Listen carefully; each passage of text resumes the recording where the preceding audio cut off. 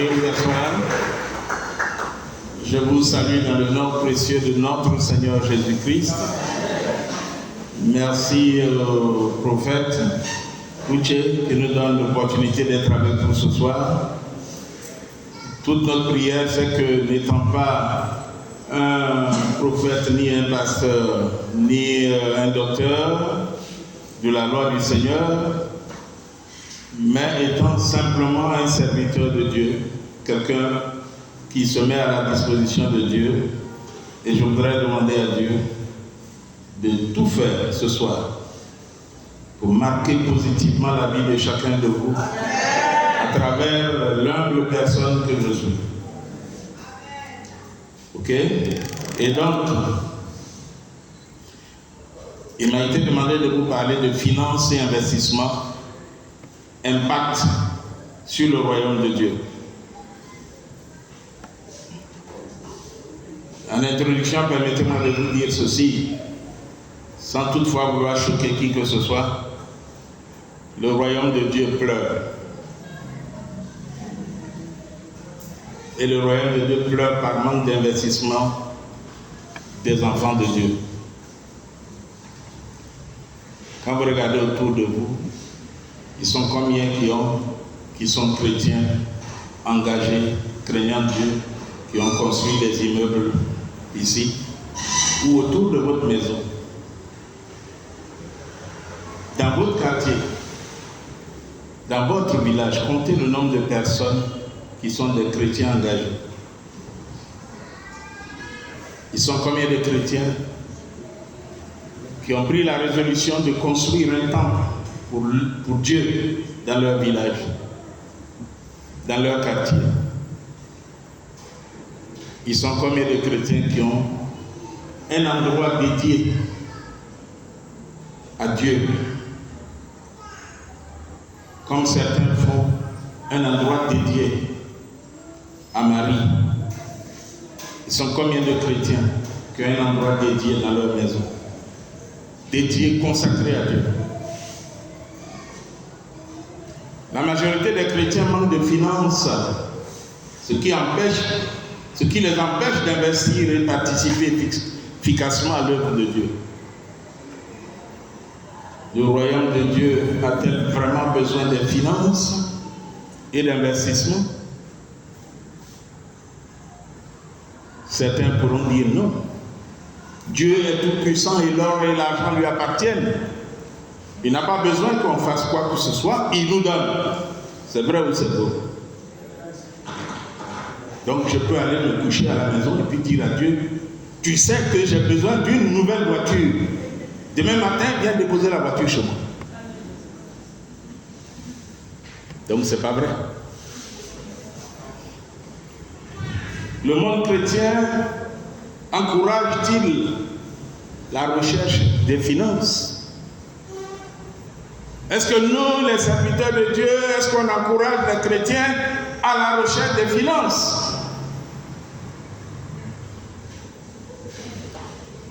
Autant, je peux continuer de citer les questions.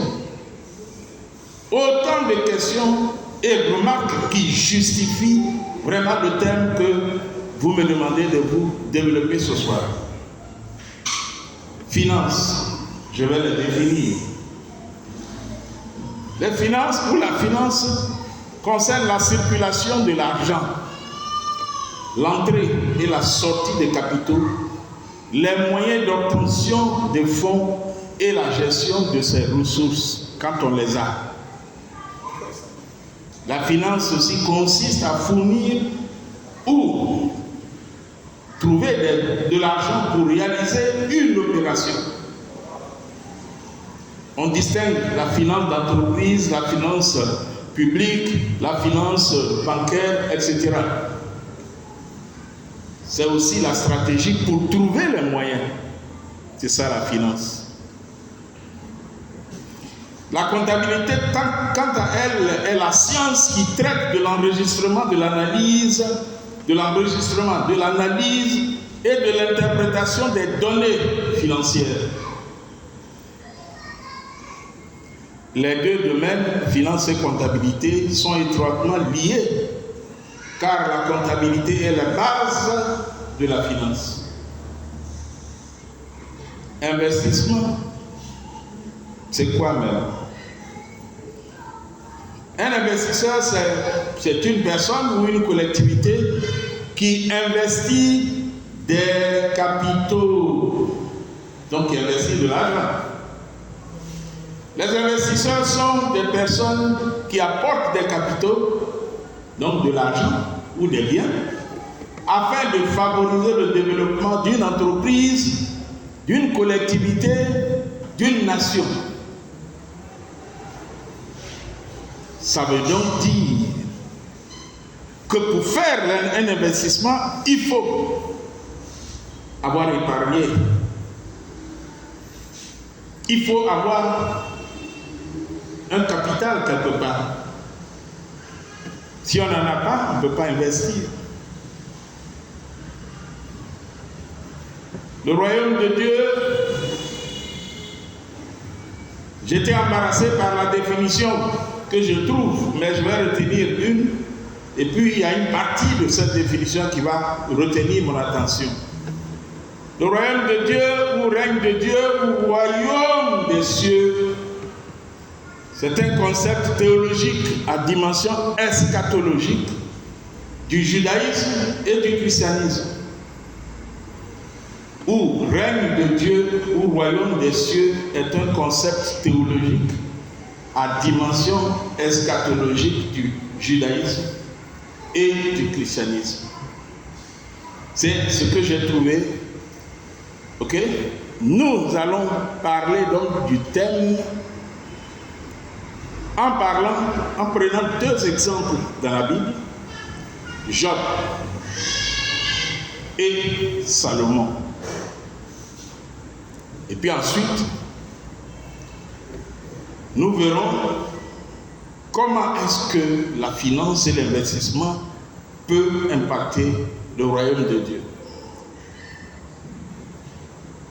Et je prends comme définition du royaume de Dieu la vie de nous qui disons que nous appartenons à l'Éternel sur cette terre. La vie de nous qui sommes sur la terre et qui disons que nous appartenons à Dieu. Comment est-ce que Dieu règne au milieu de nous? Je prends ça comme étant. Et comment est-ce que nous agissons pour que le royaume de Dieu soit un endroit attrayant? C'est-à-dire que si je suis chrétien, que je fais partie du royaume de Dieu, comment est-ce que ma vie, mes actes, mes investissements, mon comportement vis-à-vis de la science, de la finance, peut faire que, comme Salomon, les rois de partout cherchent à me rencontrer.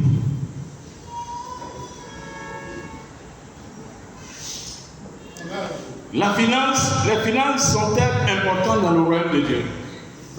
C'est notre premier chapitre après donc les définitions. Et nous allons parler de la richesse de Job. Job chapitre 1, versets 1 à 5.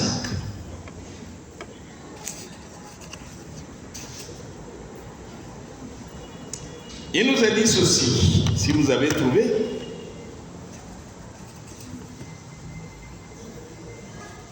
Il y avait dans le pays d'Out un homme qui s'appelait Job.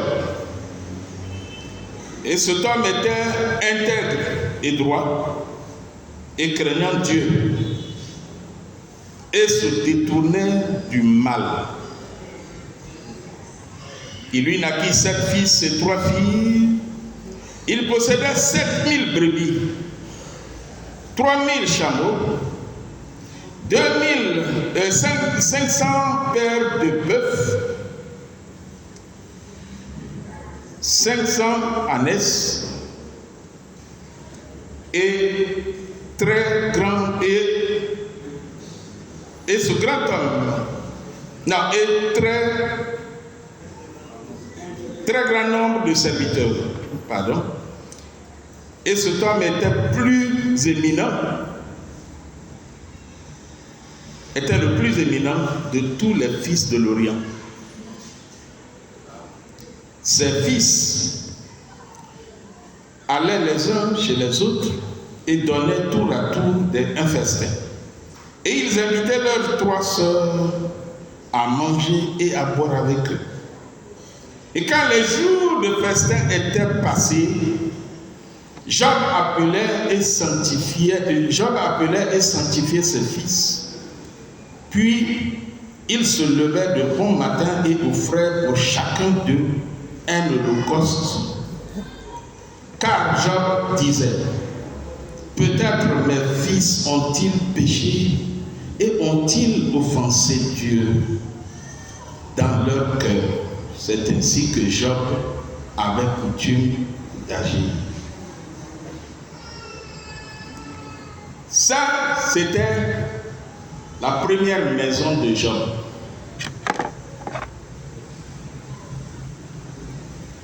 Si on va dans Job 42, verset 12, la deuxième maison de Job, il nous a dit, l'Éternel bénit, après qu'il ait subi toutes les preuves, qu'il ait tout perdu. Il a perdu tout. L'Éternel bénit le reste de la vie de Job, plus que la première, si bien qu'il posséda 14 000, il avait 7 000 moutons, maintenant il a 14 000. 14 000 moutons, ça fait, vous calculez avec 75 000 un mouton, ça vous fait 1,50 milliard francs. C'est là. Et il avait 6 000 chameaux. Vous les calculez avec 250 000. Je dis bien, j'ai minoré les prix parce que vous avez des moutons qui font 200 000. Vous en avez de 150 000, vous en avez de 100 000. Libre à chacun de faire son calcul comme il le veut. Mais j'ai pris 250 000 pour un chameau. Multiplié par 6 000, ça fait 1,5 milliard francs CFA. Il avait 1000 paires de bœufs, ce qui veut dire qu'il avait 2000 bœufs. 2000 bœufs, vous multipliez par 300 000 bœufs, ça vous fait 600 millions de francs. Et il avait 1000 ânes. Les ânes ne sont pas très prisés, je les ai calculés à 60 000. Ça vous fait 60 000 francs, c'est bien. Le tout vous revient à 3 milliards 210 000. Job, c'était sa richesse. Excusez-moi, est-ce qu'il y a quelqu'un ici qui a 1 milliard de richesse? N'ayez pas honte, ne vous cachez pas, levez simplement la main.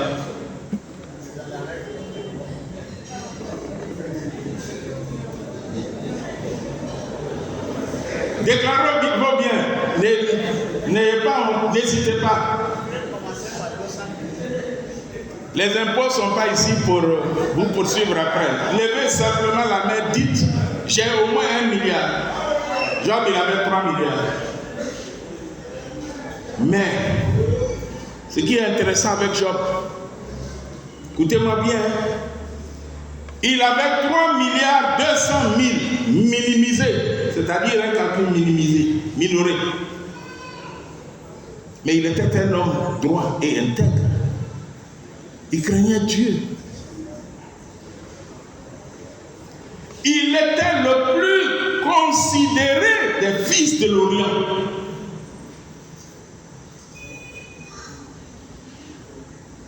Il ne faisait pas comme ça quand il marche.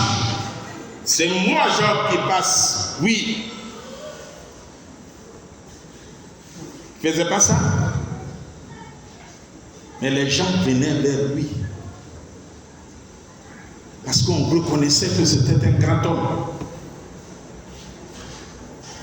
Et mieux, il avait les moyens d'organiser des festins. Ses enfants organisaient des festins.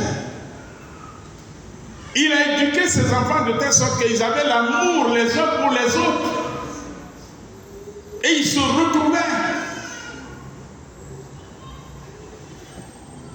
Avant, c'était les hommes surtout qui héritaient. Ils étaient les plus considérés, les femmes non. Mais les enfants de Job associaient leurs sœurs. Et mieux, quand ces enfants ont fait le festin et qu'ils reviennent, Job appelait ses enfants et il les sanctifiait.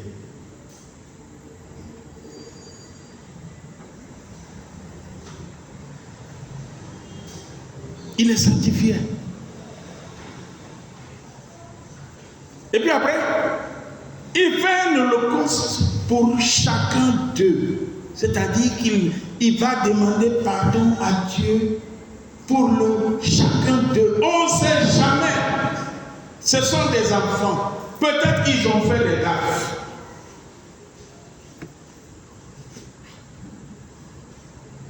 Hommes et femmes de Dieu. Il y a combien parmi vous qui font ça?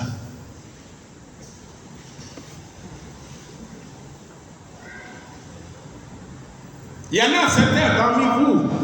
Les enfants sortent de la maison bien habillés, proprement comme vous le souhaitez. Et quand ils sortent, ils vont prendre des habits décotés, des mini, et puis ils se promènent dans toute la ville. Et quand ils reviennent le soir, vous ne les sanctifiez pas.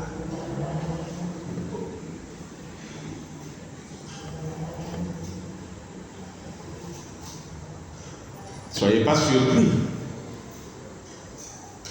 Après de voir des enfants que vous avez pensé avoir bien éduqués, devenir autre chose. Mais Job avait l'argent, il avait les finances, il avait les moyens de sa politique. Mais pour prier pour ses enfants, il n'avait pas besoin d'argent. Ou bien il avait besoin des finances, dites-moi. Il avait besoin des finances pour parler à Dieu. Finance. Je suis un homme riche, d'après Job. Mais la vie de mes enfants que Dieu m'a confiée est une priorité. L'argent, c'est une chose. Ça peut me permettre de faire des investissements. Mais j'ai une responsabilité vis-à-vis de mes enfants. J'ai une réponse à donner à Dieu. Qu'as-tu fait des enfants que je t'ai confiés? Il y en a parce qu'ils sont serviteurs de Dieu. Oh, ils sont très occupés. Ils vont à gauche, ils vont à droite. Ils ont un ministère à gauche, ils ont un ministère à droite. Ils sont partout à la fois. Et des fois, c'est madame qui se plaint. Chérie, les enfants disent qu'ils ne voient pas leur papa. Il a tout d'un serviteur, un bon serviteur de Dieu. Mais il n'a pas une famille.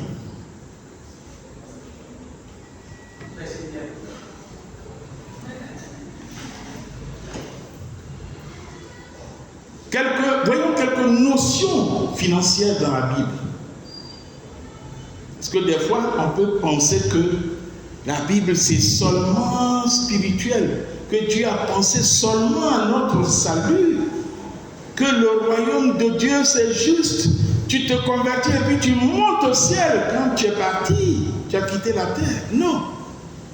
Il y a des notions qui sont dans la Bible qui sont tellement importantes, mais on ne prête pas attention.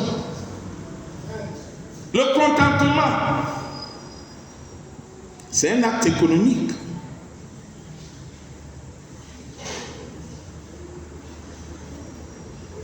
Si j'ai une petite voiture pour aller au travail et une voiture qui est à la mode aujourd'hui, Alto. Si j'ai la petite Suzuki Alto pour aller au travail et que c'est ce que je peux acheter parce que je n'ai besoin de voiture que pour me déplacer et aller au travail, est-ce que je suis obligé d'aller acheter une grosse 4x4? Dites-moi.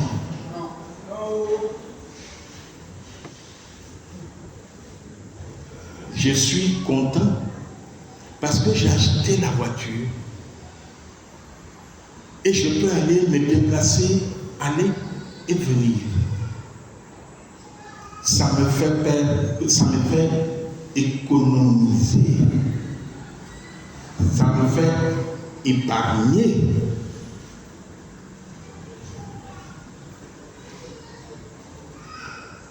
Je suis quelqu'un qui a peut-être un cellulaire, qui a besoin d'un cellulaire, juste pour communiquer, et puis peut-être faire un peu de WhatsApp. Mais comme il y a un nouveau cellulaire, on dit, tu plies ça, c'est comme cahier. Tu plies ça, et puis c'est cahier fermé, et puis tu déplies. Ça devient comme une Bible que tu as ouverte. Et c'est ce que mes camarades ont. Donc il faut que moi je sois à la mode. C'est que je ne suis pas satisfait de ce que je suis. J'ai envie de me faire voir. Je veux être comme mes amis. Et je vais aller acheter ce cellulaire qui coûte actuellement 1 million à 1,5 million. Alors que le cellulaire dont j'ai besoin, il ne coûte que 100 000, 150 000, 200 000. Et il résout tous mes problèmes.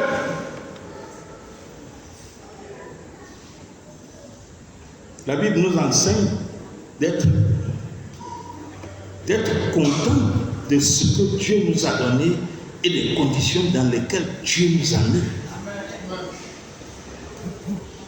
La deuxième notion, c'est l'honnêteté. C'est une valeur marketing. Quand tu es honnête, que tu fais du business avec des gens,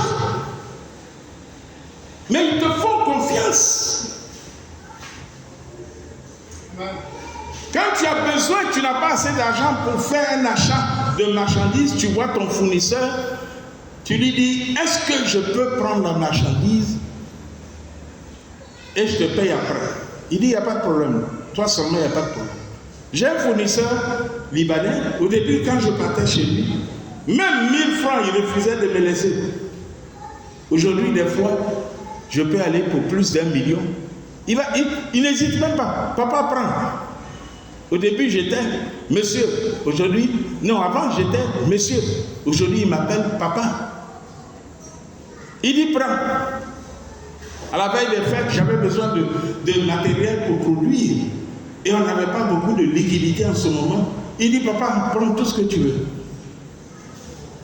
Je suis allé le payer après les fêtes. L'honnêteté. L'honnêteté est une valeur marketing. Tu vends une marchandise et puis tu mens. C'est mauvais, tu es convaincu que c'est mauvais, tu dis au client c'est bon. Il va acheter la première fois mais il ne reviendra plus. J'avais pris une commerciale, une responsable commerciale. Je l'ai renvoyée parce que c'était une personne qui utilisait le mensonge pour vendre nos produits. Quand j'ai appris ça, je l'ai appelé dans mon bureau et dit, ma chère, s'il y a une chose que j'aime pas, c'est de mentir aux clients. Je suis désolé, mais nous sommes obligés de nous séparer. Je n'utilise pas le mensonge pour vendre.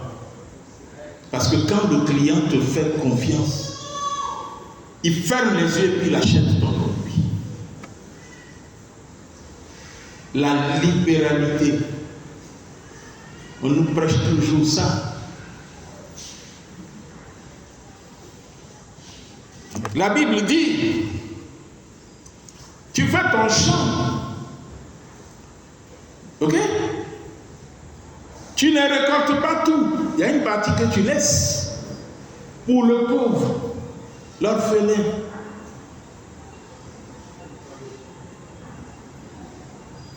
Mais il y en a, pour eux là, c'est pour eux seuls. Et il faut qu'ils amassent. Or, il y a un secret derrière le fait de donner. Il faut prendre l'image que j'ai donnée à une conférence au Ghana, où je dis à dire, donnez-leur vous-même à manger à ses disciples. Je prends l'image de, tu as un sac à dos qui est rempli de pain. Et puis tu arrives, voilà quelqu'un qui n'en a pas. Puis tu fais ça. Tu sors un pain, tu lui donnes. Et avant que tu fasses 1 kilomètre, ton sac est rempli. Parce que Dieu voit que tu as accepté d'être le prolongement de sa main. Et il décide, ce que tu enlèves là, il te donne le double. Ce que tu enlèves là, il te donne le double. Ce que tu enlèves là, il te donne le double. Et ton sac ne se vide pas.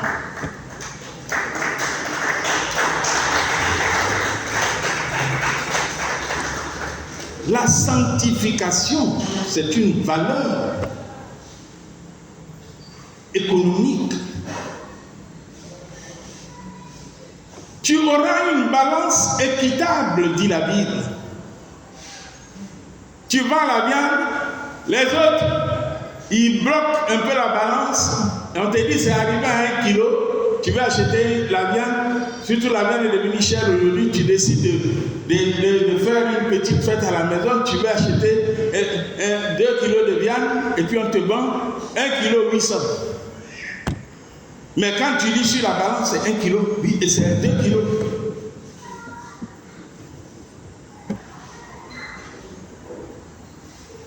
Et puis tu dis tu es chrétien. Aujourd'hui, on a attrapé des gens qui transvasent les bouteilles de gaz. Tu veux acheter 12 kilos, on te vend peut-être 9 kilos, 6 kilos, 10 kilos, etc. Et puis on te vend ça au prix de 12 kilos. Si tu es chrétien et que tu es dans ça,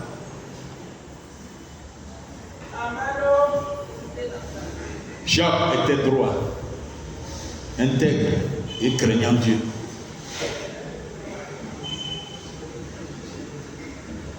Et ces qualités-là, on les retrouve chez Job. On les retrouve chez Job. Il craignait Dieu. Il était intègre, ça veut dire qu'il était honnête.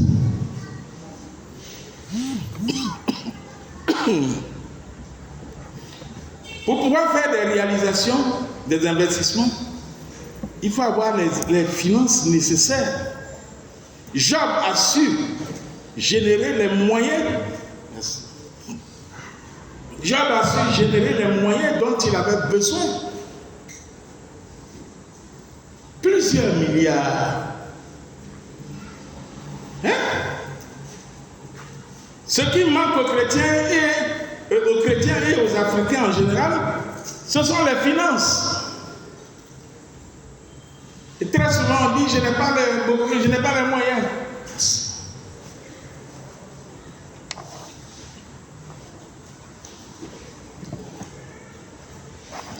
Très souvent on dit je n'ai pas l'argent pour faire ça.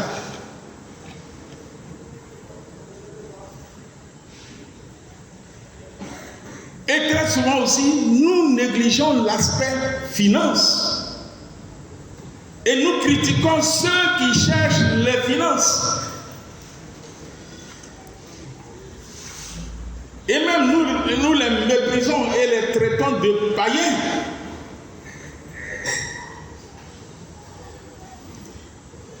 Il faut donc optimiser son temps en réfléchissant sur comment générer les finances nécessaires à des investissements comme Salomon. Donc réfléchissons à comment maximiser notre temps, à réfléchir sur comment je peux faire pour générer des finances, pour pouvoir réaliser des projets, des entreprises, comme Salomon. Le royaume de Dieu a-t-il, chapitre sur la richesse de Salomon, le royaume de Dieu a-t-il besoin d'investissement? Donc chapitre 2, l'investissement. Et je me concentre sur Salomon. J'ai essayé de calculer la richesse de Salomon, je n'ai pas pu. Et je n'ai pas eu les détails pour le faire. Mais ce que je vais vous lire, c'est ce que j'ai vu. Lorsque les jours du roi David approchaient leur fin, il convoqua Salomon, son fils, dans la salle des trésors, où se trouvaient des rangées de coffres remplis de richesses, 100 000 talents d'or, 1 million de talents d'argent, des laietons, du marbre, du bois de cèdre et des coffres pleins de bijoux. 2 Chroniques 9, versets 13 à 28. Le roi Salomon surpassa tous les rois de la terre de sa richesse et de sa sagesse. Tous les rois de la terre cherchaient à le rencontrer.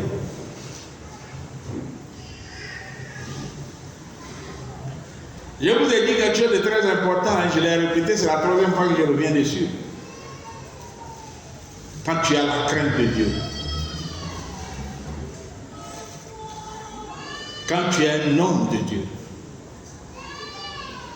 un bon homme de Dieu, tu n'as même pas besoin de dire, prendre un haut-parleur pour dire, je suis un bon serviteur de Dieu, je suis un homme honnête, je suis un homme intègre. Tu n'as pas besoin de faire ça. Tes actes parlent pour toi.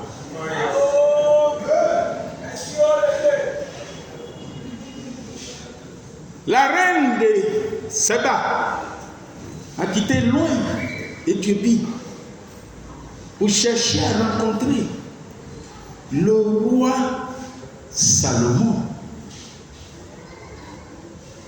Et elle n'était pas la seule. Tu es serviteur de Dieu. Tes actes ont fait combien de kilomètres déjà?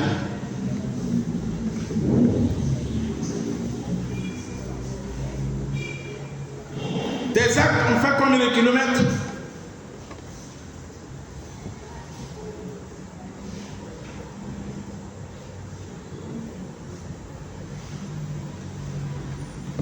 Le roi Salomon surpassa tous les rois de la terre par sa richesse et sa sagesse. Tous les rois de la terre cherchaient à le rencontrer. Et c'est pourquoi? Pour lui dire, nous te respectons. Et nous sommes fiers de toi. Et comment tu as pu réaliser ça? Comment tu as pu faire ça?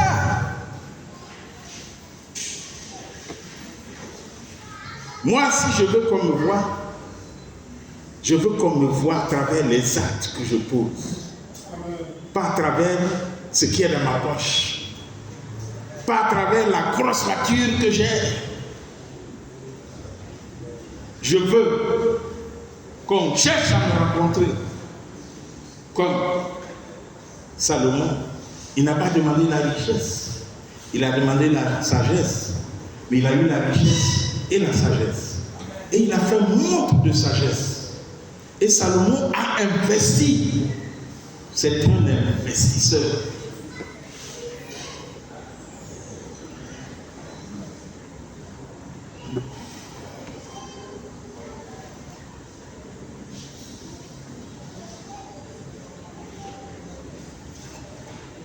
La quantité d'or qu'il avait, l'or seulement. Quelqu'un a fait le calcul, il dit ça vaut environ 1,6 milliard de francs français, c'est-à-dire anciens francs français. Donc vous prenez ça, vous multipliez encore par 100. 1,6 milliard, ça fait 1600 milliards de chez nous.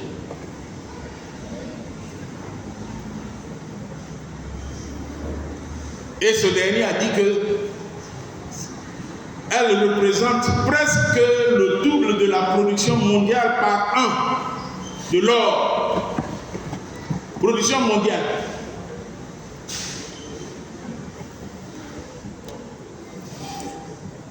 Dans 1 Roi 10, versets 14 à 29, le poids de l'or qui arrivait chez Salomon chaque année était près de 20 tonnes.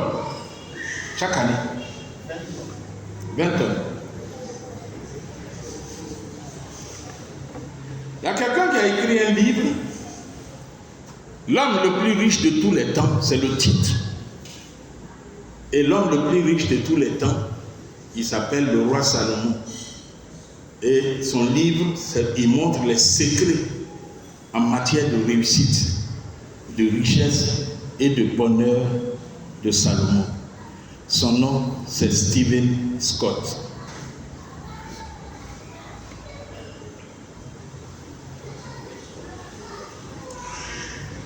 Le troisième chapitre, c'est l'impact des finances et de l'investissement sur le royaume de Dieu.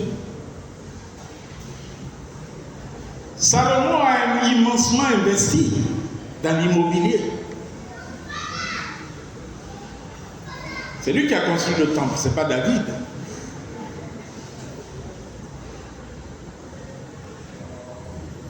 Mais les chrétiens sont là.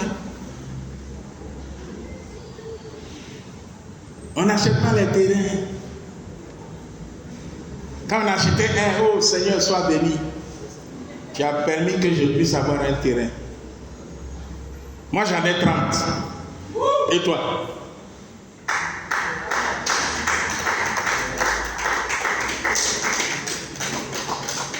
Je ne parle pas souvent de moi, mais aujourd'hui là, je suis inspiré de vous dire ça seulement, je ne vous dirai pas autre chose. J'ai discuté avec un Libanais, un ami libanais. Il me dit, on n'a pas compris vite. Mais on est en train d'acheter des terrains actuellement. Voilà. Ils n'ont pas compris vite. Mais il y en a un autre avec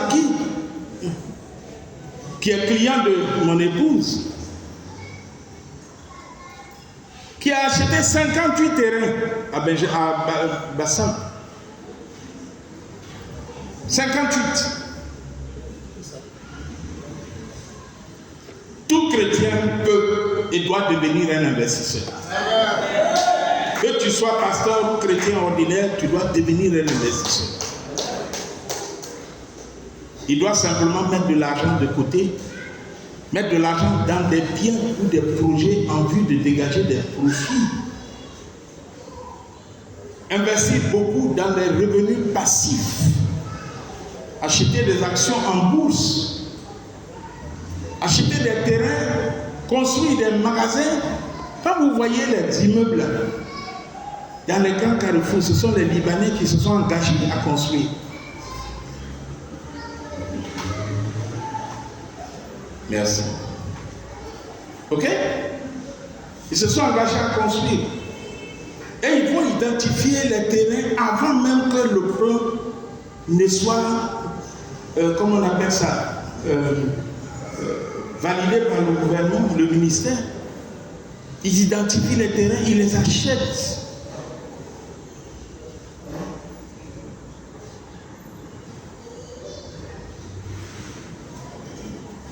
Pensons à faire des investissements à court et moyen terme. À court, moyen et long terme.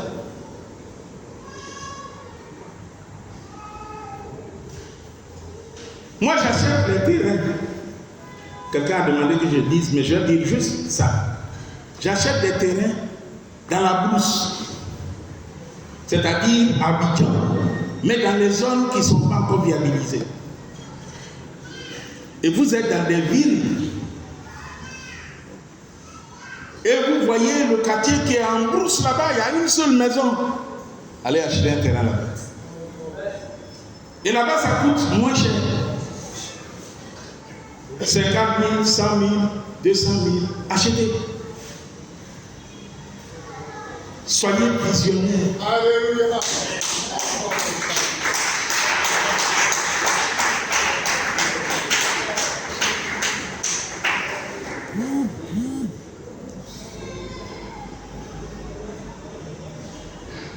Je connais quelqu'un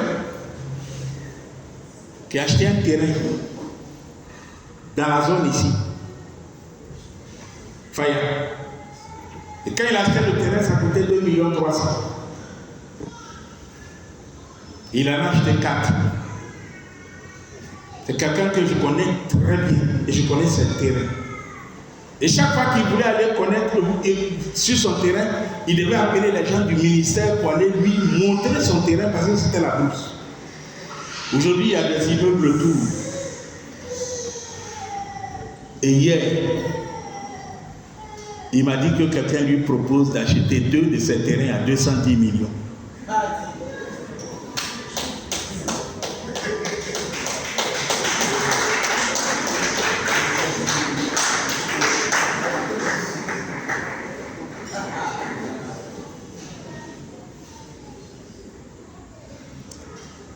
S'il en a beaucoup, ça fait beaucoup de millions.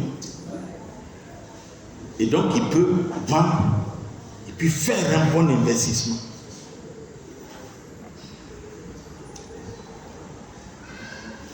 Pour être un bon investisseur, il faut trouver une stratégie d'investissement. Et si tu es libre, il y a 5 règles. Ça, c'est la première règle. Il faut trouver une stratégie d'investissement. La deuxième règle, c'est éviter un trop grand turnover ou portefeuille. Investir à long terme. Ne pas essayer de timer le marché, c'est-à-dire tu es là et puis tu dis mais il y a longtemps j'ai mis l'argent là, ça ne rapporte rien. Il faut laisser ça. Le marché va évoluer. Et ton investissement va rapporter. Donc si quelqu'un vient te dire, mais toi tu as acheté le terrain là, ça ne rapporte rien depuis là. Oui, mais ça va rapporter. Ça va rapporter. Engrais, c'était la brousse. J'ai une soeur qui a acheté une maison là-bas avec Sikoji à Djibi. 8 millions. Et quand elle voulait vendre, c'est à 25 millions, on lui a vendu sa maison. C'était la brousse. Il faut être patient et laisser le temps et les intérêts se composer.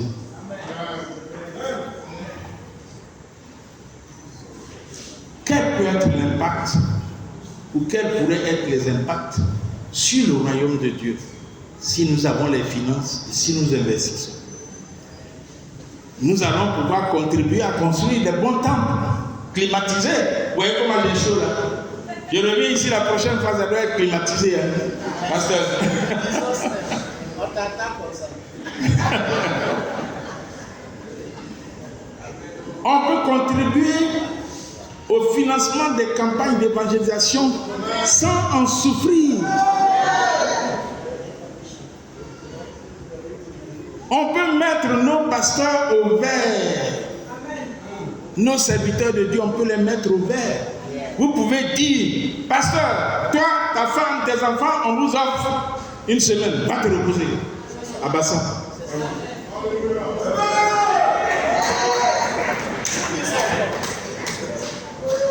Il y a un pasteur pour qui son église a payé des vacances en Turquie. Et tenez-vous bien, ils l'ont mis en première classe. Quand il est revenu, il brillait comme ça.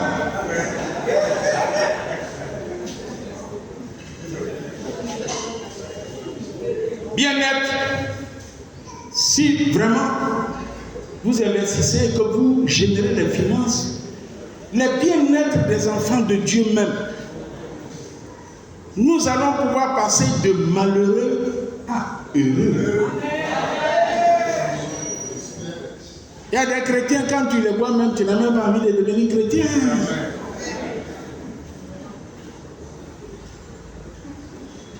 On peut avoir des soutiens consistant aux veuves, aux orphelins.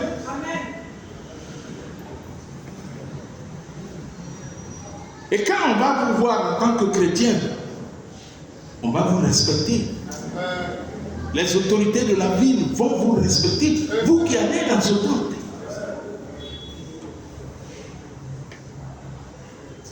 L'image des chrétiens va s'améliorer.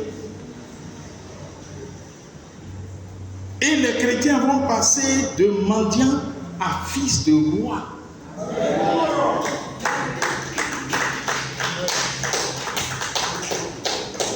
Et on va arrêter de voir des chrétiens qui se promènent et qui prennent vos parents pour dire convertissez-vous, le Seigneur vous attend, c'est la fin du monde bientôt, etc. Et puis quand ils ont fini, et tonton, ils tapent sur la vie, tonton, depuis le matin il prêche, il a besoin de boire de l'eau, on va arrêter de boire ça. Il peut aller prêcher, mais il ne va pas demander de l'eau parce qu'il a déjà de l'eau sur lui. Comme Salomon, les gens viendront vers les chrétiens pour des conseils. Prenons donc notre responsabilité pour que tous nos actes impactent le royaume de Dieu. Je vous aurais cité des exemples. Mais je vous donne juste un exemple et puis je passe à ma conclusion. Une ancienne institutrice chrétienne évangélique a économisé 20 millions. Elle a investi il y a quelques années, plus de 2 ou 3 dizaines d'années, elle a investi dans l'achat des actions. Quand ils ont lancé les actions de Sonatel, ça coûtait 20 000 francs l'action. Elle a pris ces 20 millions, elle a investi. Elle a acheté 1000 actions. Environ 15 ans après, elle-même, elle avait oublié l'argent qu'elle a mis là-bas, puisqu'elle a plusieurs comptes. 20 millions. Des années après, son fils, qui suit ses comptes, lui a dit, maman, est-ce que tu sais que tu as presque 200 millions quelque part? Elle dit, où ça? Elle a écarquillé les yeux. Et son fils lui dit, tu avais acheté 1000 actions Sonatel à 20 000 francs l'unité. Aujourd'hui, ça coûte 180 000 francs l'unité. Donc, tu as 189 millions en bourse. Elle a fait retirer une bonne partie qu'elle a pris pour terminer son immeuble. Et le reste est toujours sur son compte. Je peux vous citer beaucoup d'exemples comme ça. Mais, mes chers frères et sœurs, la nuit avance. Et la réunion ne se termine pas à cette conférence. Mais sachez que, et là je suis dans ma conclusion, les finances existent. Un homme riche, ce n'est pas forcément celui qui a de l'argent. Quand on dit Bill Gates a 75 millions de dollars, ce n'est pas qu'il a 75 millions dans un compte, non. C'est quand on évalue tous les investissements qu'il a fait, ou qu'il fait, ou qu'il possède. Et donc, si tu achètes des terrains, aujourd'hui, à 250 000, si quelqu'un vient mettre une maison à côté, ton terrain là ne vaut plus 250 000. Il vaut peut-être 350 000. Si un autre vient mettre une maison à côté ici, il ne vaut plus 350 000. Il vaut 500 000. Et si un autre vient mettre un devant et un autre derrière, un jour ton terrain là devient 1 million. Et je vais vous dire donc, cherchez à créer les finances, à générer les finances. Et je parle de finances que vous générez en revenu passif, c'est-à-dire que vous êtes salarié quelque part, vous continuez d'être salarié, vous êtes pasteur, vous obtenez votre petit salaire, On ne mange pas tout son salaire, si je me permets cette expression. Dans le village où tu te trouves, tu peux acheter un terrain. D'ici le temps qu'on t'affecte de ce village-là, le terrain peut prendre de la valeur. Et même avant d'acheter, tu n'achètes pas au hasard. C'est tout ça, générer les finances. Tu vas te renseigner pour savoir qu'est-ce qu'il compte faire là. Le terrain que vous voulez me vendre là, c'est à côté de la maison de qui? Tout ça est important. Si c'est un boss qui va venir habiter là, ta maison là va prendre de la valeur plus vite. Si c'est un lycée qu'on peut mettre à côté, ta maison là va prendre la valeur plus vite. Si c'est la mairie qu'on va construire à côté, ta maison là va prendre de la valeur plus vite. Ton terrain là va prendre de la valeur plus vite. Et le jour où on t'affecte ailleurs, tu vends. Puis tu arrives dans une autre zone, tu achètes. Et le jour où ça prend de la valeur, comme nous l'avons fait, nous avons acheté 4 terrains à 600 000 francs CFA d'Abou. Et le jour où on voulait acheter une voiture, on n'avait pas l'argent. On a vendu les 4 terrains à 12 millions 500. On a pris 11 millions 500, on est parti acheter la voiture. Et puis 1 million là, on a pris pour s'amuser. Que le Seigneur nous bénisse. Nous allons prier.